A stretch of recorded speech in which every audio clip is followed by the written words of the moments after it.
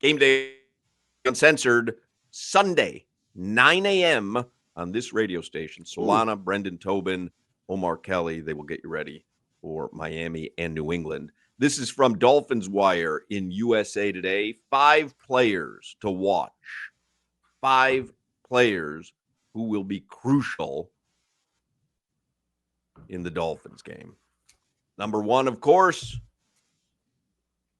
Tua Tagovailoa. I think that goes without saying. They say Tua can't play like he did last week. That performance by the 6-year quarterback was a big reason the offense couldn't get going against the Colts. He completed only 14 of 23 passes for 114 yards, 1 touchdown, 2 interceptions. Big plays through the air were non-existent, and the lack of movement from the offense made it difficult to establish a run game. Yeah, I mean, that's a no-brainer. There's no, like, he can't play at that level the rest of the season.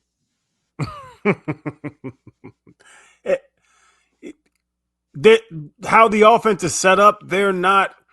It's funny you bring up Ryan Tannehill going to Tennessee and going to the AFC Championship game. It wasn't through Ryan Tannehill. It was through Derrick Henry.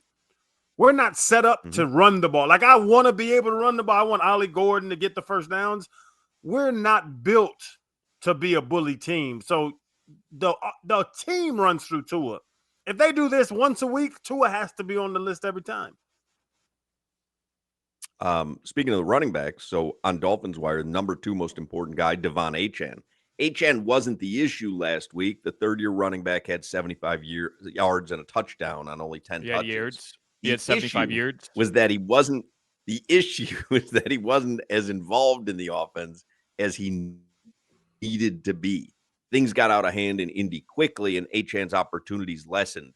At this point, Achane may be the best player on the Miami offense, and Mike McDaniel needs to find a way to keep him involved. This game shouldn't get out of hand like last week, so the game script should allow more touches for Achane. I wonder if the game got out of hand faster than they wanted it to, so they couldn't really try to use the run game. Because they only ran, like I said, Zach Wilson had a rush, Tua had a rush, but those were panic rush. Those weren't design runs. They ran the ball 10 times, but you're down by, 20 points real fast. Devon Achane has to be a big part of this, but the Ollie Gordon, the thunder and lightning approach, I hope that we didn't see it because they were down so fast. And for Devon Achane to do what he's doing at 75 years old, Hawk, that's amazing. Did I say 75 years old? Yeah. No, I mean, he's not 75 years. Yeah. 75 years. Yeah. Imagine how he'll look in year 80. I'm very concerned about running the football, man. Like, I'm very concerned about this because you couldn't do it. And I get it, Crowder. They only ran the football 10 times. They were down. But if you think about it, it was 20-0 at halftime. You have to come out and throw the football, get the ball into his hands. I get it. But they didn't look like a team that could generate the type of holes with that front line to open up spaces for those zone reads, whether it's inside, outside. Like, they didn't look like they're capable of doing it.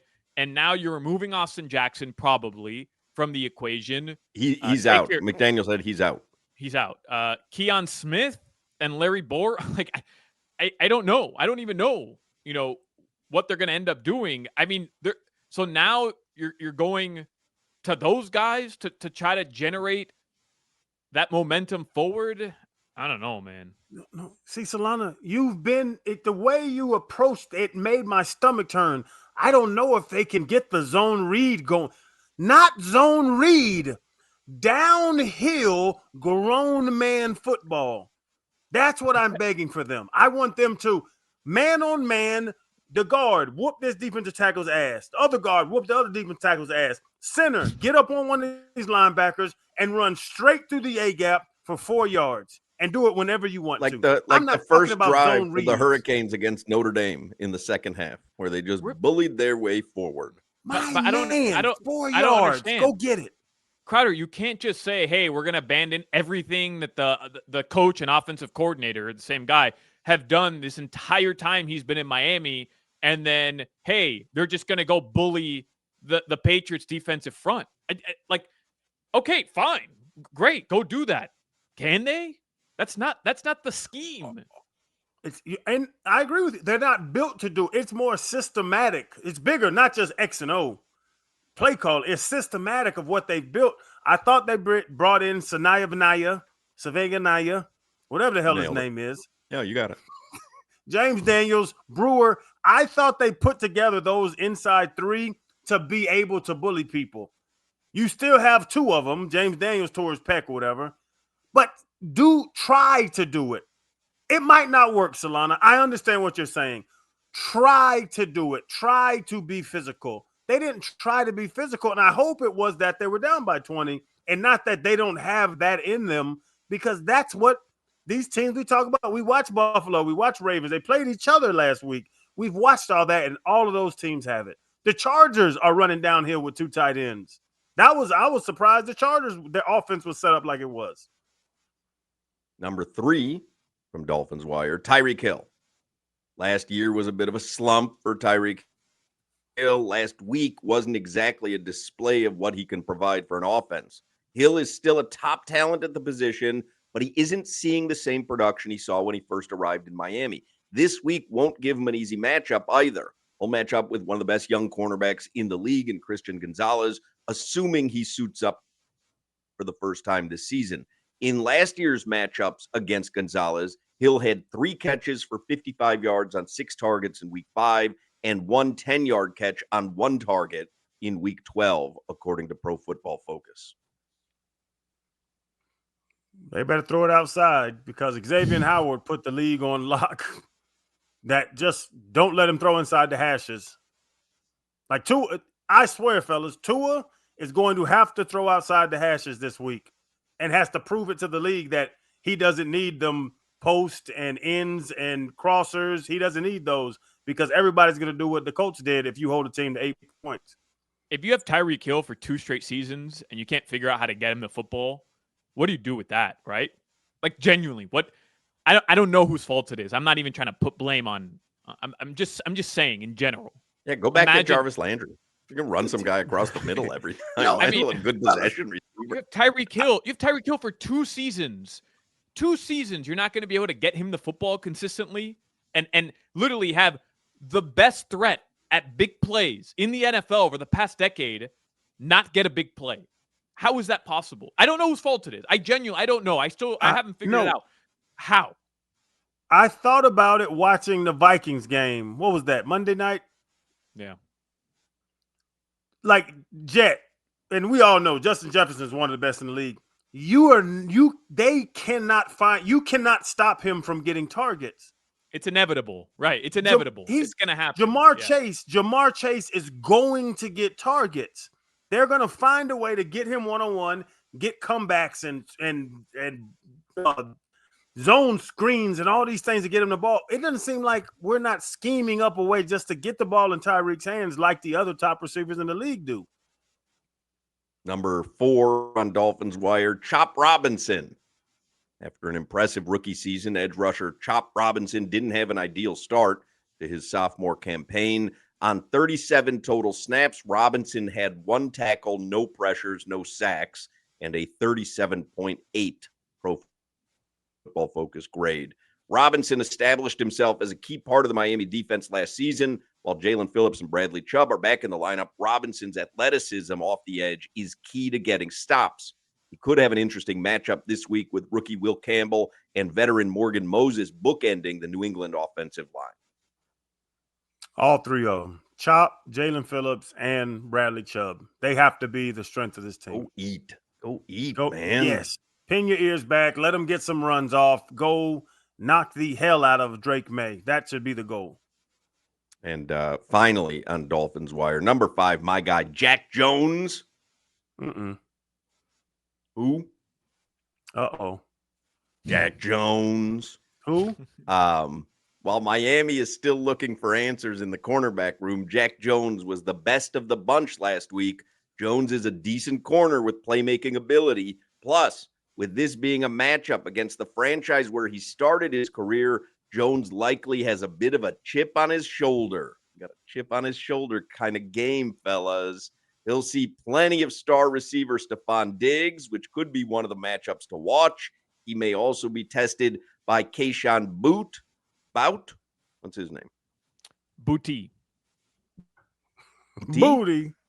That's your kind of guy, man. That's your favorite receiver in the league. His favorite player. Why do you think I knew his name right away? I have him on every fantasy team. I got that He booty. had 6 catches for 103 yards last week. Second-year signal caller Drake May threw 46 passes last week, so it's likely Jack Jones has plenty of chances to make a play. There's 2 things in what I've just read to you from Dolphins Wire. One, that Devon Achane may be your best player on the offense. That's shocking with how much you've spent on your receivers and your quarterback, by the way. I'm assuming the quarterback's included in that statement. And secondly, Jack Jones is going to have myriad opportunities to make big plays. This is not the way week 2 should be looking on like a forecast article. Hey, JJ, get out there, baby. Win the game. Huh? What happened? Whatever. I hope the chip on the shoulder is something that those guys like to eat so they don't run past them that fast. They are 46 times, Hawk. They're going to throw the ball, and that's our weakness. And if you're throwing the ball a lot and your number 1 cornerback is Jack Jones, you can go back and look at the preseason with what Amon-Ra St. Brown did to him. You might say, hey, I think we're going to throw 85 times instead of 46. They go 5 wide. No running back is even in pads this game. They deactivate all running backs. Yeah. All right, let's do headlines here for the 3 o'clock hour with Alejandro Solana, brought to you by our friends at Doral Kia. Doral Kia, home of the Pricito, our lowest price. Visit them at Doral Kia or DoralKia.com. By the way, the Dolphins and Patriots on Sunday will get the same CBS crew. For those of you who are going to watch on TV, Andrew Catalon, Jason McCourty, Charles Davis. I thought they were very good last week, considering the circumstances. I enjoyed the broadcast. Yeah, I thought they were good. Mm-hmm. Hawks right, by the way, Austin Jackson out. 4 other guys who are likely to be out as well. Ethan Bonner, Storm Duck, even though I think they already ruled out Storm Duck. Yeah. Darren Waller has that hip injury we know about. He's been ruled out as well, yeah. Yeah, Jalen Wright and Benito Jones, defensive tackle, has a oblique injury. We know Jalen Wright was back at practice yesterday dealing with that knee injury. All right. The Darren Waller thing is just going to be all season because he's old. I know I'm old. Hawk's old. Solana, you're only 25 in metabolic years. Metabolic age. Kind of call it early, though, because you can avoid, I think, what happened with Will Fuller. Remember, it was just like this pervasive story where it's like, and I think Mike McDaniel kind of started to broach it this week where he's like, hey, at some point, we'll just do what's best. Like, you got to get out from under that if it's going to be this question mark every week.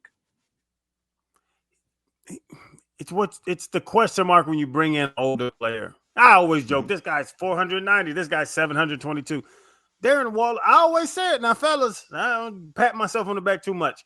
When anyone retires and retirement comes into your mind and not going out here wrestling with these big bastards anymore is an option, I really question, do you want to do it again? Because I'm not going to lie. I had a good time doing it, but it's not fun. Just looking here because I know that Darren Waller's agent was on with Josh Moser, Drew Rosenhaus. And look, I know it's his agent, so I'm just presenting the other side here. He did say it's a nuisance and that he's week to week. It's just a setback. He's week to week. So that's the agent's word. Yeah, we're all week to week, Solana. That's fair. I'm just giving you the other side, Crowder. That's all. I'm just trying to be impartial here. There is some good news regarding this matchup. Christian Gonzalez, the cornerback for the New England Patriots, who's an absolute stud, and their defensive end Keon White are out this week. Oh, okay. So that because I had said that in the write up there from Dolphins Wire that might be an interesting matchup for Tyreek. Okay, so if he's out, that's good news. Yeah. Maybe that's why it went up to 2. I'm not even joking. Maybe. I think people are hammering the Dolphins just because they kind of feel the same way Hawk, you and I feel, which is there's just no way they're that bad, right? Like there's just no way they're that bad. They have no business. They have no business after week 1 looking like they could beat any NFL team. And so it's like, oh, okay, they'll come out and win by 18. It's not, you know what? It's not minus 13. It's 2.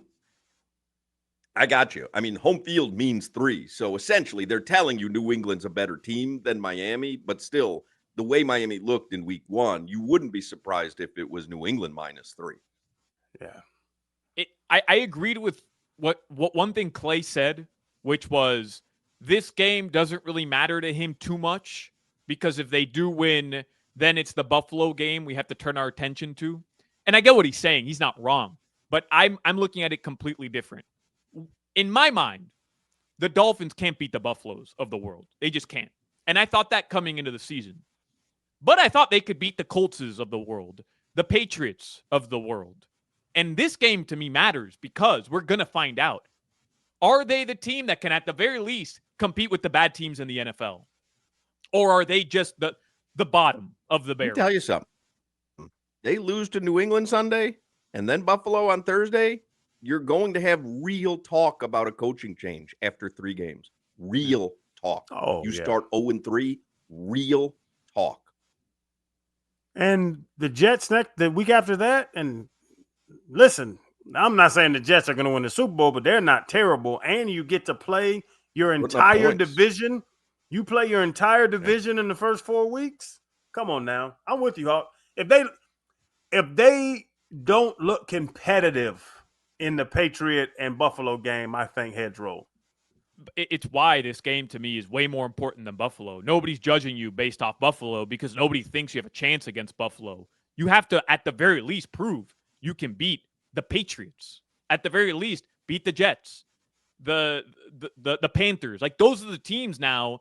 At the very least, you have to be able to beat. I think they beat the Patriots and then call in sick Thursday and then play the Jets.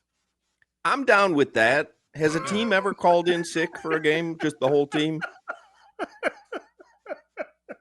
Like we're traveling, we're wasting a lot of money. Let's just. It's not worth it. It's not worth it to us. Yeah.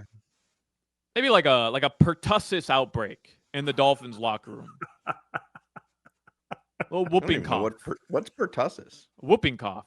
I had it like 5 years ago. So I remember that. I've heard the word before, but it's because you talked about it. Yeah. You've had everything. I can't believe I 25 got chronologically. I mean metabolically. Yeah, that's right. Excuse me. And he's a 25-year-old with polio. My sister just had a baby. She's my niece is 2 months old, and everybody who went up to visit had to get new update on their vaccines. You're going to see a baby who hasn't been vaccinated yet. I know in Florida it doesn't matter, but up in New York it does. Yeah, I mean, you're buying into that nonsense. I was good. I was good because I had the Bordetella pertussis vaccine again because I got it. I was good. I'm like, okay, you're up to date. Hey, Solana, can you? I swear, I really check your niece's metabolic age. Well, has Mike McDaniel done that with Darren Waller yet? Have they checked his metabolic age?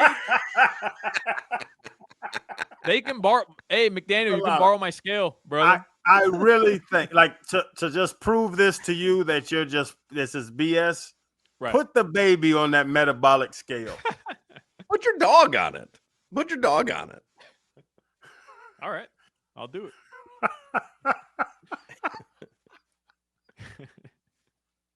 Los Modelings open up a weekend series against the Tigres from Detroit. And Lori had asked me yesterday. She's like, Major League Baseball season's got to be coming to a close, right? I said, I don't know. I would imagine. So I looked at it. I think there's like 14 games left, something like that. Marlins have like 14 games left, 15 games left. I don't know. I got my Marlins tickets. I don't know. I know they're playing. Like, they're playing the Tigers tonight, Hawk. That's all I got. Don't ask for anything else. They're playing the Tigers tonight. I got my Marlins tickets off Ticketmaster, and then somebody started texting me about coming back to more games. Yeah, they're gonna call you for season tickets, bro. That's it. They got you. Not for season tickets. Yeah, they got you. Trust me. No, they call me every going year. more games this season. You're in. You're adopting the Marlins as your late season run. Man, big run. We'll see what happens. Why don't you ever let me know when you go to a ball game? I always tell you, call me up. Meet you there. I don't really like you.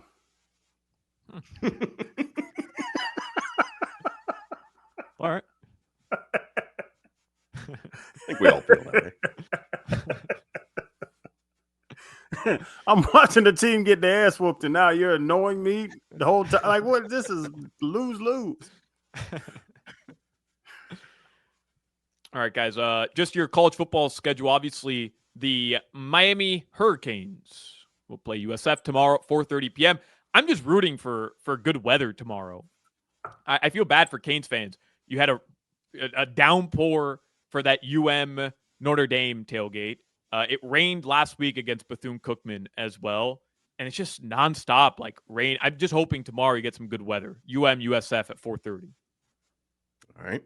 Pregame starts at 12 noon on this radio station. Shula Bowl tomorrow. It'll be at Pitbull Stadium, FIU, FAU. I know there's you going? I think I am. Yeah, I think I'll be there tomorrow.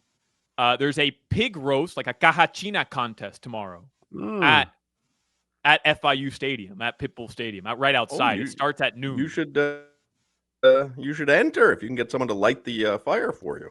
It's cute. I got a La Caja China in my garage. Do you? Yeah, you know my Asia's dad is Cuban, and he bought me a La Caja China. Yeah, we put all kind of crap in there. The pig roasting competition, by the way, begins at 10 a.m. I should say it begins at 10, and then at 2 you have the tasting, and then they'll announce a winner at 4 p.m. So they have a whole thing going on tomorrow at FIU. That's a long because that game doesn't start till 6 p.m. Oh, that's how we do it though. You know, Panthers fans, FIU fans at Pitbull Stadium, we don't show up 3 hours before the game like all these phony Canes fans who all went to Miami-Dade. You know, we've got Panther pride. We show up 10 a.m. parking lot, real Miami, real 305. We got the Caja China going. We're out there 8 hours before kickoff. Willie Simmons era, baby. Pause up. It'll take 2.5 hours to cook a hot dog in the La Caja China. Right, but don't you normally walk away? Like you don't stand there for the 8 hours is my point. I don't know if you're getting there at 2 and tasting it at getting there at 10 and tasting it at 2. Yeah, 4 hours. Man, that's gonna be the toughest. The game doesn't start till 6. They're gonna put the La Caja China for 4 hours. That is going to be the toughest pork you've ever eaten in your life. It's gonna be belt leather.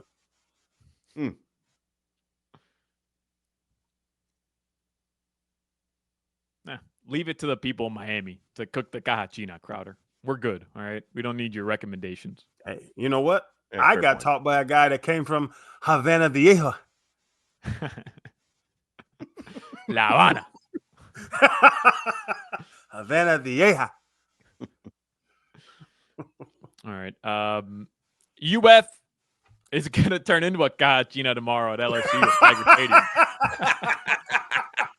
Yeah, what time do they start roasting that gator tomorrow? It's going to be got to get whooped. Let's put ourselves a gator on the spit. What time that start? Oh, my goodness. What time the game? I don't even want to watch it. This is going to be ugly. What's the line on that game? Do we know? 7:30. 7:30. 7:30. 7:30. No chance. 7:30. I saw it today. I no chance. Look. Or the start time is 7:30. There's no chance that can be the line. Okay. What time does it start? 7:30, Hawk. Because I'm about to put a mortgage on this bad boy if it's 7.5. What? It is 6.5. LSU's only a 6.5 point favorite. Bro, I'm telling you. What am I missing? The reason I knew, because people are betting Florida, and I'm thinking they could not have watched that USF game. What am I missing there? I don't know. I think Gino early in the week I said honestly was expecting Florida's 18. talented. I was expecting 18. It's still an SEC team, Hawk. We ain't Western Kentucky now. You know, you're closer to Western Kentucky than you are. No, it's down to 6.5. Yeah. I'm buying LSU up. I got a bad line. I think I'm going to do LSU minus 13.5 plus 160. I bet the other way. I don't know, man. UF is weird because last year they got rocked by Miami.